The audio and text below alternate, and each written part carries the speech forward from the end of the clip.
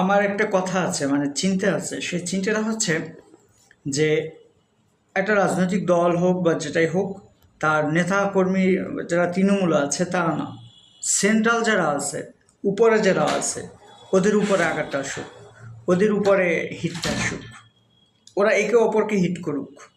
এটা আমার একটা চিন্তা। কেন?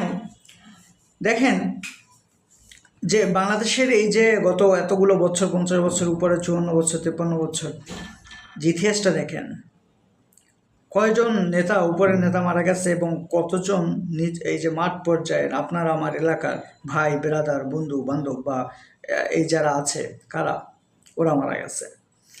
36টা দিন একটা দেশের ভিতরে এই অবস্থা চলছে। তারপরে এখন কি হচ্ছে দেখেন, টানা 36 দিন যে অবস্থা চলছে, তার আগে যা গেছে তা তো গেছি। এখন এক একজনের কথাবার্তা শোনেন। কেন? ওই 15 বছর বা এই 36 দিনে তাদের কিচ্ছু হয় নাই। মারা গেছে এদেশের সাধারণ জনতা, রিক্সাওয়ালা, শ্রমিক, বিভিন্ন দলের যারা সাধারণ নিচু পর্যায়ের নেতাকর্মী, তারা।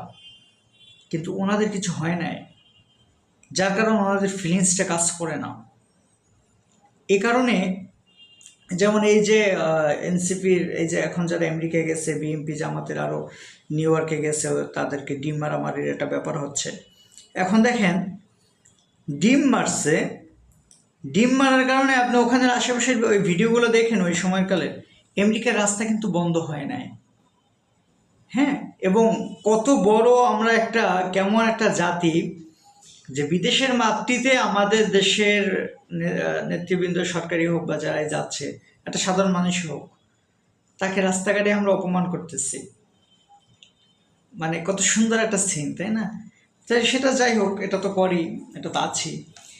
তো সেই ডিমকে কেন্দ্র করে আমেরিকার রাস্তা কিন্তু বন্ধ হয় নাই। যেটা হচ্ছে সেটা হচ্ছে বাংলাদেশের রাস্তা বন্ধ হচ্ছে। মানে কেন ডিম মারলো সেটার প্রতিবাদে মিছিল করতে হচ্ছে এবং সেখানে বাংলাদেশের রাস্তাঘাট বন্ধ হচ্ছে, মানুষের সমস্যা হচ্ছে। আমি সব সময় রাস্তাঘাট বন্ধ করে মিছিল মিটিং, এটার আমি পক্ষপাতী না। এটার কোনো জরুরত নাই। হাজার হাজার কোটি কোটি মানুষ, তারা আপনার দলের জন্য বা না, তাদেরকে কেন আপনারা ভোগাইবেন?